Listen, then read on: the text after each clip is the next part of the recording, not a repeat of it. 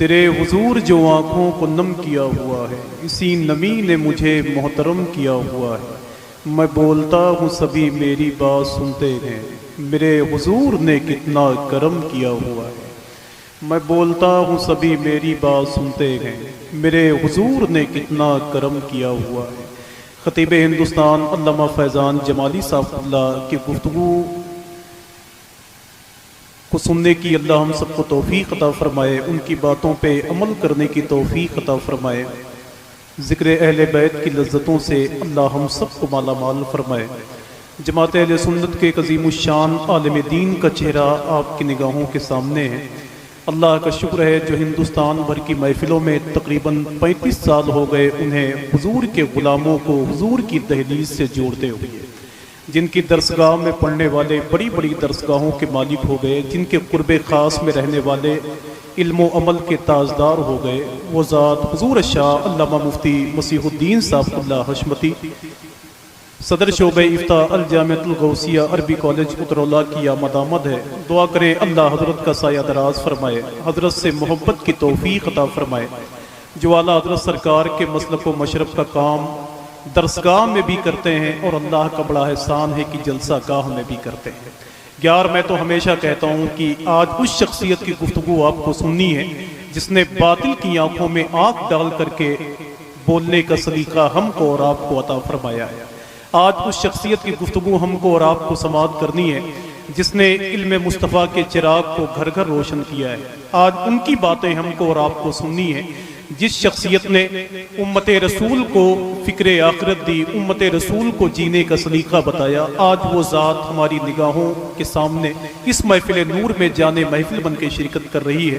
اللہ حضور مسیح العلماء کا سایہ دراز فرمائے، ان کے علمی فیض سے اللہ سب کو فیضیاب ہونے کی توفیق عطا فرمائے۔ حضرت موجود ہیں، حضرت کی موجودگی میں محترم ترنم گونڈوی صاحب قبلہ، محترم محفوظ نظامی صاحب، صدام راہی بستوی صاحب قبلہ بیٹھے ہوئے ہیں، محترم انور مشاہدی صاحب قبلہ بیٹھے ہوئے ہیں۔ فہرست اتنی لمبی ہے کہ میں جس طرح نظامت کرتا ہوں اگر کروں تو میرے خیال سے ایک دن کی ضرورت اور ہے مجھے، لیکن ایک شعر پڑھتا ہوں، آپ کی ذمہ داری ہے سبحان اللہ کہنے۔ کتنے لوگ سبحان اللہ کہیں گے؟ ذرا ہاتھوں کو اٹھائیں ماشاءاللہ، سبحان اللہ۔ بس آپ بولتے رہیں گے تو انشاءاللہ سب کی نیا پار لگ جائے گی۔ پتہ نہیں کیوں جب سے آیا ہوں تب سے بہت بے چین ہوں، ایک دو گھنٹے سونے کے بعد بھی وہ بے چینی ختم نہیں ہو رہی ہے۔ بس آپ کو دیکھ کر کے تھوڑی سی آپ کی آواز ملنی چاہیے، بس تھوڑی سی آپ کی آواز ملنی چاہیے بس۔ ایک دن میرے نصیب میں وہ در بھی آئے گا۔ کتنے لوگ سبحان اللہ کہیں گے؟ آپ تو ایسے ہی بیٹھے ہوئے ہیں جیسے لگتا ہے کہ میں کوئی غلطی کرنے والا ہوں۔ نہ بہت دن ہو گئے یہ کام کرتے ہیں، سمجھ رہے ہو کہ ایک دن میرے نصیب میں وہ در بھی آئے گا، آنکھوں میں کوئے نور کا منظر بھی آئے گا۔ اگر ترنم صاحب سبحان اللہ نہ کہیں، صرف ہنس دیں تو میرے خیال سے میرے لیے کافی ہے کہ ایک دن میرے نصیب میں وہ در بھی آئے گا، آنکھوں میں کوئے نور کا منظر بھی آئے گا۔ آپ کی ذمہ داری ہے سبحان اللہ کہنے کی، میری ذمہ داری ہے شعر پڑھنے کی۔ آج جو شخصیت آپ کے درمیان بیٹھی ہوئی ہے وہ ڈنکے کی چوٹ پر ہندوستان کی محفلوں میں کہتی ہے کہ ظلم کی دھوپ جب جب کڑی ہو گئی، چھاؤں احمد کی اس دن بڑی ہو گئی، آئے میدان میں جس وقت احمد رضا، اچھے اچھوں کی کھٹیا کھڑی ہو گئی۔ آج حضور مسیح العلماء کی آمد ہے۔ اللہ کا شکر ہے کہ جن کی درسگاہ میں رہ کر میں نے بھی تعلیم حاصل کی ہے تو شاید میں کہہ سکتا ہوں کہ نظام الدین جیسی ہو، علاء الدین جیسی ہو، حکومت ہو تو پھر خواجہ معین الدین جیسی ہو، پڑھی لکھی جماعت سے یہی آواز آتی ہے، اگر تقریر ہو مفتی مسیح الدین جیسی ہو۔ تو ذرا ہاتھوں کو اٹھائیں اور مل کے بولیں لبیک یا رسول اللہ۔ مطلب اتنی ہی آواز ہے کیا؟ ارے میری بھی عزت داؤں پہ لگی ہوئی، اور مل کے بولیں لبیک یا رسول اللہ۔ ایک دن میرے نصیب میں وہ در بھی آئے گا۔ بڑی تعریف میں نے آپ کی سنی ہے کہ آپ کی بستی بہت اچھی ہے، آپ کی بستی میں پڑھے لکھے لوگ آباد ہیں، آپ کی بستی ایسی ہے کہ جہاں صدام راہی جیسے لوگ اگر آ جائیں تو میرے خیال سے ان کا مہینوں کا کاروبار اچھا چلے۔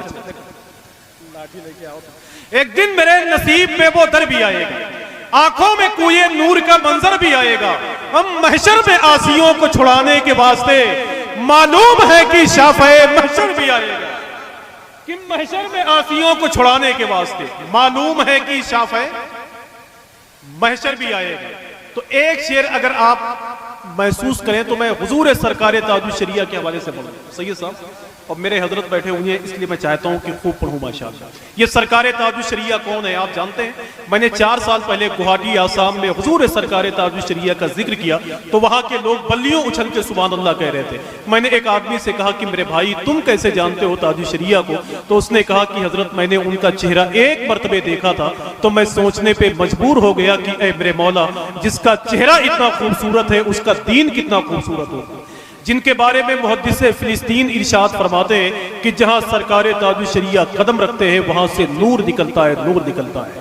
جن کے بارے میں اولاد امام موسیٰ کاظم شیخ صباح فرماتے ہوں کہ سرکار تاج الشریعہ کو اپنی دعاؤں میں وسیلہ بنا کے پیش کیا کرو.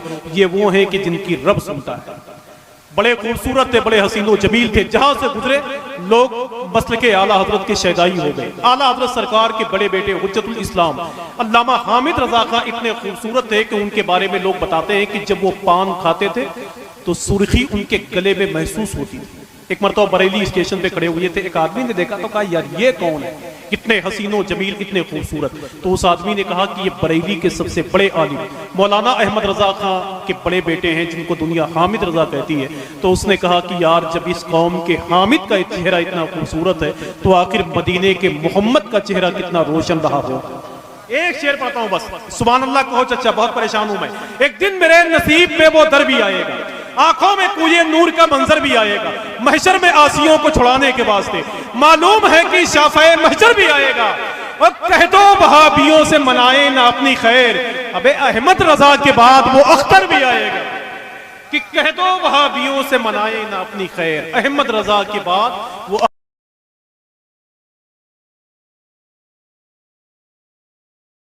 بھی آئے گا. آئیے بہت ہی ادب اور احترام کے ساتھ اگر اتنے لوگ بیٹھے ہوں اور ہمت اور ادب اور جم کے بیٹھے تو میرے خیال سے اس محفل نور کو تھوڑی دیر کے لیے حضور الشاہ علامہ مفتی مسیح الدین صاحب اللہ حضور مسیح العلماء کے حوالے کیا جا سکتا ہے. آئیے محترم ثنا خان رسول محفوظ نظامی صاحب اللہ کو سماعت کرتے ہیں. ایک ایسے کلام کا انتخاب کریں کہ سب کو اٹھا کے بھانپور سے مدینہ شریف پہنچا دیں. یزید نقشے جور و جفا بناتا، حسین اس میں خط کربلا بناتا. یزید آج بھی بنتے ہیں لوگ کوشش سے، حسین خود نہیں بنتا خدا بناتا ہے. یزید آج بھی بنتے ہیں لوگ کوشش سے، حسین خود نہیں بنتا خدا بناتا ہے. جامع معقول و منقول حضرت علامہ مسیح الدین صاحب اللہ دارالعلوم انوار الرضا گورا چوکی کی آمد ہے. علامہ ربیع اللہ صاحب اللہ علیمی کی موجودگی ہے. حضور مسیح العلماء کی جلوہ گری ہے. اللہ ہمارے ان بڑوں کا سایہ دراز فرمائے، ان سے محبت کی توفیق عطا فرمائے. ایک شعر اور یاد آ رہا ہے کہ تیر و خنجر تھک گئے، شمشیر و نیزے تھک گئے، ہے سفر میں کربلا باطل کے حربے تھک گئے. تھام کر بیڑی کہا دربار میں سجاد نے، ہم تو چل کر آئے تھے تم بیٹھے بیٹھے تھک گئے. سرکار امام حسین کی بہن ہے مخدومہ زینب جب یزید کے دربار میں تشریف لے گئی تو یزید سے مخاطب ہو کے ارشاد فرماتی ہیں کہ یزید تو میرے بھائی حسین کا ذکر مٹانا چاہتا ہے، تو حسین کے نانا کے لیے اس زمین کو تنگ کرنا چاہتا. تھوڑی دیر کے بعد اذان کی آواز آئی تو سرکار زینب نے ارشاد فرمایا یزید یہ بتا اذان کی اس آواز میں تیرے نانا کا نام لیا جا رہا ہے کہ میرے نانا کا نام لیا جا رہا ہے. پوری زمین کربلا، پوری تاریخ کربلا اللہ کا شکر ہے کہ سرکار امام حسین کے روضے کو بہت قریب سے چومنے کا موقع ملا ہے. آپ جیسے نیک لوگ بیٹھے ہوئے ہیں اور سید ارشد صاحب قبلہ کی یہ محفل ہے، میں حضور مسیح العلماء کو آپ کے حوالے کرنا چاہتا ہوں. ہماری جماعت کے بہت بڑے عالم جن کی ضرورت اللہ کا شکر ہے درسگاہ سے لے کر جلسہ گاہ تک ہے. وہ ذات یہاں بیٹھی ہوئی ہے جو ڈنکے کی چوٹ پر ہندوستان بھر کی محفلوں میں ایک ہی بات کہتی ہے کہ ڈنڈا کسی بھی خانقاہ کا ہو اس میں جھنڈا بریلی کا ہوگا انشاءاللہ. اعلیٰ حضرت سرکار کے مسلک و مشرب کی اتنی خدمت حضور مفتی مسیح الدین صاحب اللہ نے فرمائی ہے کہ آنے والی نسلیں انشاءاللہ حضور مسیح العلماء کو یاد کریں گی. سمجھ رہے ہیں؟ تو آپ بیٹھے رہیں، میں سید صاحب اللہ کا حکم ہے ایک شعر بول دیتا ہوں بس کہ کربلا کی لہروں کے دائرے کہاں تک ہے. مطلب سبحان اللہ کہنے سے منع کر دیا ہے کہ حضرت نے آپ کو ہے کہ کربلا کی لہروں کے دائرے کہاں تک ہے. اگر میں ساقط الوزن اور بے بہر شعر پڑھوں تو میرے خیال سے آپ سبحان اللہ کہیں گے کہ کربلا کی لہروں کے دائرے کہاں تک ہے. बिल्त फातिमा तेरे मार्के कहाँ तक। मैं तो पहली बार देख रहा हूँ किसी मिंबर पे कि उलमा यहाँ भी बैठे हुए हैं, मिंबर पे भी, वहाँ भी, और कुछ बोरा बिछा के पीछे बैठे हुए हैं स्टेज के पीछे। कसम खुदा की, मतलब बिल्कुल आफत है। कि करबला की लहरों के दायरे कहाँ तक है। अगर जिसको सुनना है तो ठीक है, वरना मैं दुआ सलाम सबसे कर लूंगा माशाअल्लाह। हाँ, वो दाग दहलवी साहब नमाज पढ़ रहे थे तो एक साहब आए उनसे मिलने के लिए, तो नमाज पढ़ते हुए देखा तो वापस चले गए। थोड़ी देर के बाद में दाग साहब ने नमाज मुकम्मल की तो पूछा कोई आया था मिलने के लिए क्या? तब तक वो आ गया तो उसने कहा हुजूर मैं ही आया था आपसे मिलने के लिए। तो दाग दहलवी ने कहा कि फिर वापस क्यों चले गए? तो उसने कहा मैंने देखा कि आप नमाज पढ़ रहे हैं तो वापस चला गया। तो दाग ने कहा बेवकूफ़, मैं नमाज पढ़ रहा था, लाहौल थोड़ी पढ़ रहा था जो भागने का तुम्हारा हिसाब बन जाएगा। कि करबला की लहरों के दायरे कहाँ तक।